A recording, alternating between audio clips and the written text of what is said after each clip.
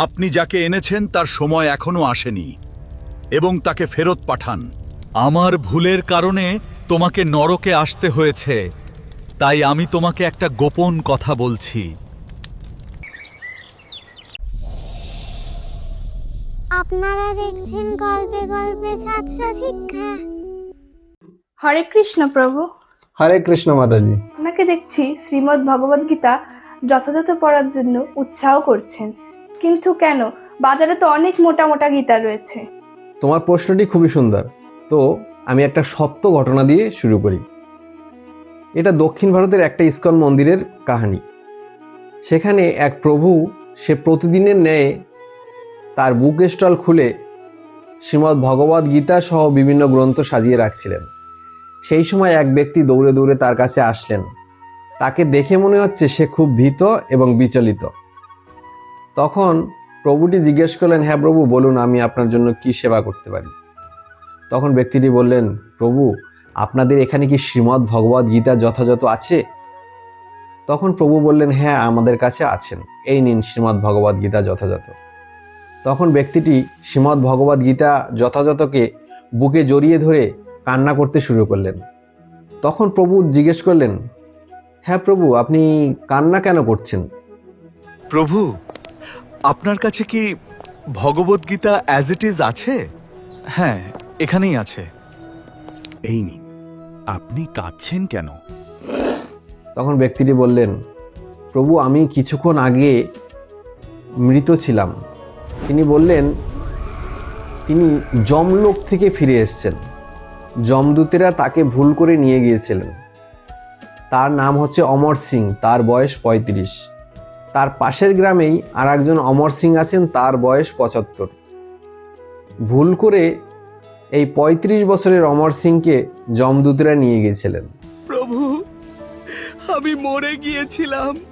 আমি যমের রাজ্য থেকে এইমাত্র ফিরে এলাম। তখন যমরাজ বললেন, তোমরা যাকে নিয়ে এসছো এর এখনো সময় হয়নি। তোমরা ভুল লোককে নিয়ে এসছো, একে তোমরা ফেরত দিয়ে আসো। আপনি যাকে এনেছেন তার সময় এখনো আসেনি এবং তাকে ফেরত পাঠান। তখন যমদূতেরা তাকে নিয়ে পৃথিবীতে ফিরে আসলেন। আস্তে আস্তে এক যমদূত ওই ব্যক্তিটিকে বললেন, ইস্কনের কাছে একটি শ্রীমদ্ ভগবদ গীতা যথাযথ আছে। ওই যথাযথ যদি তুমি তোমার কাছে রাখো, তাহলে আমরা কখনো তোমার কাছে আসব না। আমার ভুলের কারণে তোমাকে নরকে আসতে হয়েছে, তাই আমি তোমাকে একটা গোপন কথা বলছি। ইস্কনের শ্রীমদ্ ভগবদ গীতা যথার্থ রূপ যদি তোমার কাছে থাকে, তাহলে আমরা তোমার কাছে যাব না। যখন লোকটিকে ফেরত নিয়ে আসছেন, তখন তার মৃতদেহটিকে সৎকার করার জন্য খাটিয়া করে শ্মশানে নিয়ে যাচ্ছিলেন। যখন তার দেহের মধ্যে পুনরায় আত্মাটা প্রবেশ করে, তার চেতন ফিরে যাওয়ায় সে খাটিয়ার উপরে বসে পড়ে।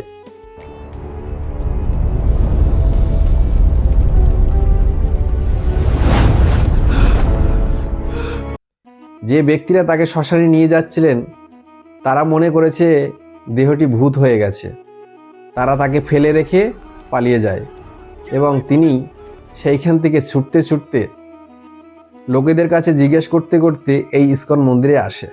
তো এখান থেকে আমরা দেখলাম শ্রীমদ্ ভগবদ গীতা যথাযথ যমদূতেরা পর্যন্ত প্রচার করে। তো আমি তো এক সাধারণ মানুষ।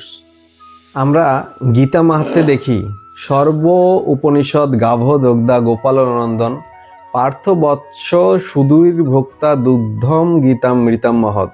এই গীতা উপনিষদ, শ্রীমদ্ ভগবদ গীতা সমস্ত উপনিষদের সারথিসার এবং তা ঠিক একটি গাভীর মতো এবং রাখাল বালক রূপে প্রসিদ্ধ ভগবান শ্রীকৃষ্ণ এই গাভী দহন করছেন অর্জুন যেন গোবৎসের মতো, এবং জ্ঞানী গুণী ও শুদ্ধ ভক্তরাই ভগবদ্গীতার সেই অমৃতময় দুগ্ধ পান করে থাকেন। চলো একবার দেখে নেই শ্রীমদ্ ভগবদ গীতা যথাযথ নামের ব্যাখ্যা কি আছে এবং এটা পড়ে আমরা কি সুবিধা পাব।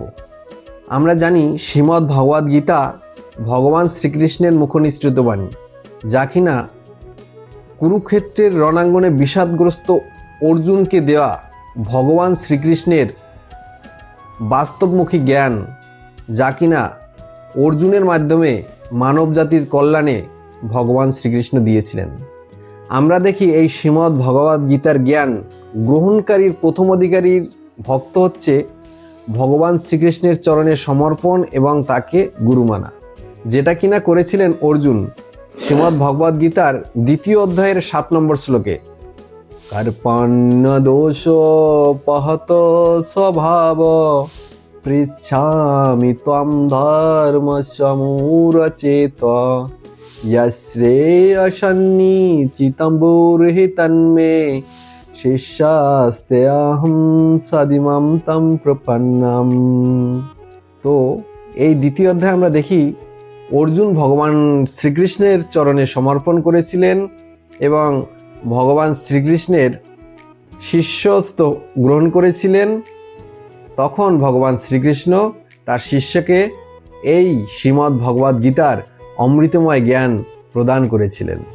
তাই এই শ্রীমদ্ ভগবদ্ গীতা যথাযথ ভাষ্য করেছিলেন একজন ভগবান শ্রীকৃষ্ণের চরণে সমর্পিত শুদ্ধ কৃষ্ণ ভক্ত, অভয় চরণারবিন্দ ভক্তিবেদান্ত স্বামী প্রভুপাদ।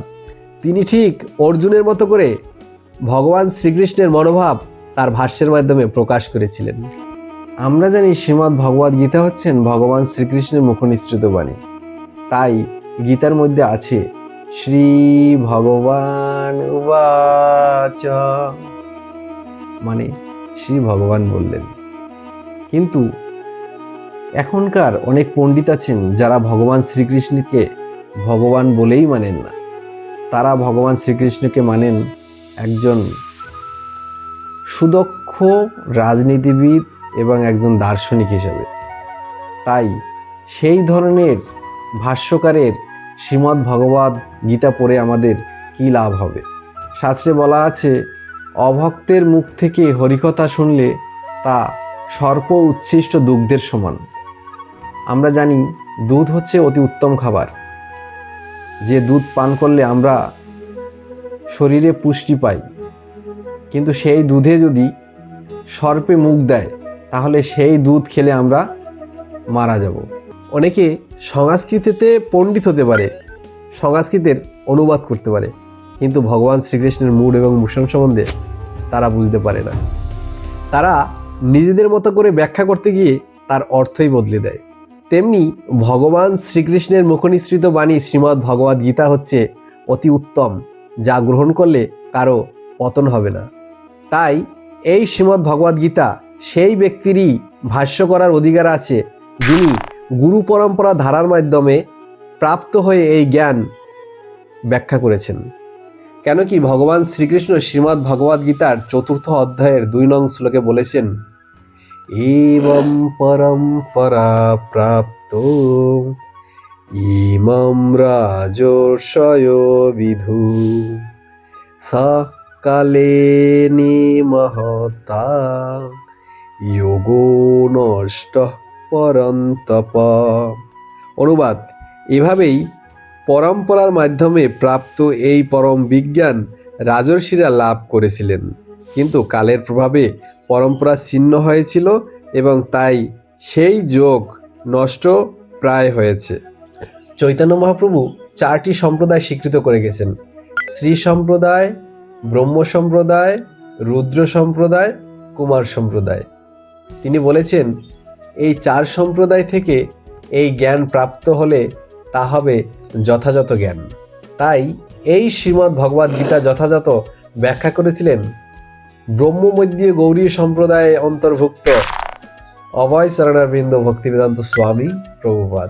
ভারতীয় সনাতন সংস্কৃতিতে 2 রকমের আধ্যাত্মিকবাদীরা রয়েছেন, সাকারবাদী এবং নিরাকারবাদী।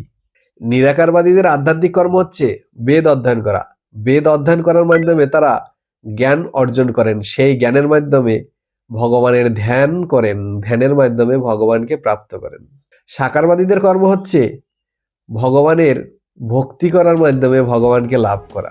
এই সাকারবাদী এবং নিরাকারবাদীদের মধ্যে তর্ক লেগেই থাকে। নিরাকারবাদীরা বলেন দর্শনবিহীন ভক্তি করে কোনো লাভ হয় না, কেন কি তারা বৈদিক গ্রন্থ সিদ্ধান্ত না জেনে নিজেদের মন গড়া ভক্তি করার মাধ্যমে তারা ভগবানকে লাভ করার চেষ্টা করে। সাকারবাদীরা নিরাকারবাদীদের বলে যেখানে ভগবানের জন্য একটু ভক্তি নেই সেখানে পাণ্ডিত্য এবং অনুশীলন এটা মিথ্যা অহংকার। তাই এই তর্ক বিতর্কের মধ্যে প্রবেশ করলেন বৈষ্ণব আচার্য সিংহগুরু ভক্তি সিদ্ধান্ত সরস্বতী গোস্বামী প্রভুপাদের সুযোগ্য শিষ্য অভয় চরণারবিন্দ ভক্তিবেদান্ত স্বামী প্রভুপাদ। আমরা শিল প্রভুপাদের প্রণাম মন্ত্রে দেখি নম ওম বিষ্ণু পাদায় কৃষ্ণ প্রেষ্ঠায় ভূতলে।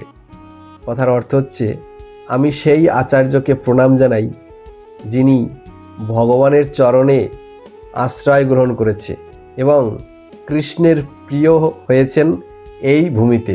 শ্রীমতে ভক্তি বেদান্ত স্বামী নীতি নামিনে। শ্রীমতে মানে রাধারানীর কথা বলা হয়েছে, শ্রী মানে রাধারানী, রাধারানীর মতো করে ভক্তি বেদান্ত। এখানে ভক্তি এবং বেদান্ত আমরা আগে দেখেছি কি দু রকমের সিদ্ধান্ত ছিল। নির্বিশেষ তারা বেদান্ত পড়তেন, বেদ বেদান্ত, এবং ভক্তি যারা করতেন তারা ভগবানের ভক্তি নিয়েই ব্যস্ত থাকতেন। তো এখানে দুরকম সিদ্ধান্ত এক হয়ে ভক্তিটাকে প্রতিষ্ঠা করেছিলেন প্রভুপাদ। তিনি ছিলেন বেদান্ত শাস্ত্রে দক্ষ আচার্য, তাই তিনি বেদান্তর মধ্যে দিয়ে ভক্তিটাকে প্রতিষ্ঠা করেছিলেন। তাই তার প্রণাম মন্ত্রে ভক্তি বেদান্ত দেখা যায়। তৃতীয় লাইনকে দেখি নমস্তে সরস্বত্যে দেবে গৌরবাণী প্রচারণে। তিনি সরস্বতী গোস্বামী প্রভুপাদের সুযোগ্য শিষ্য চৈতন্য মহাপ্রভুর বাণী সর্বত্র প্রচার করছেন। নির্বিশেষ শূন্যবাদী পাশ্চাত্য দেশতারিণী। তিনি দেশ এবং বিদেশে সর্ব জায়গাতেই নির্বিশেষ এবং শূন্যবাদকে খণ্ডন করে বেদ বেদান্তের মাধ্যমে ভক্তিটাকে প্রতিষ্ঠা করেছিলেন। আমি সেই আচার্যকে প্রণাম জানাই।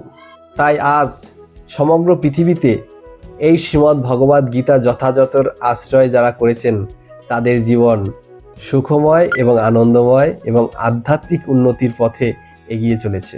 তাই আপনিও এই শ্রীমদ্ ভগবদ্ গীতা যথাযথ গ্রহণ করুন এবং আপনার মূল্যবান মানব জন্মকে সার্থক করুন। হরে কৃষ্ণ বন্ধুরা, ভিডিওটি ভালো লাগলে একটি লাইক করুন এবং কমেন্টে লিখুন জয় শ্রীমদ্ ভগবদ্ গীতা যথাযথ। এমন ইনফরমেটিভ ভিডিও পেতে চ্যানেলটিকে সাবস্ক্রাইব করে bell icon all notification on করে চ্যানেলের সঙ্গে থাকুন।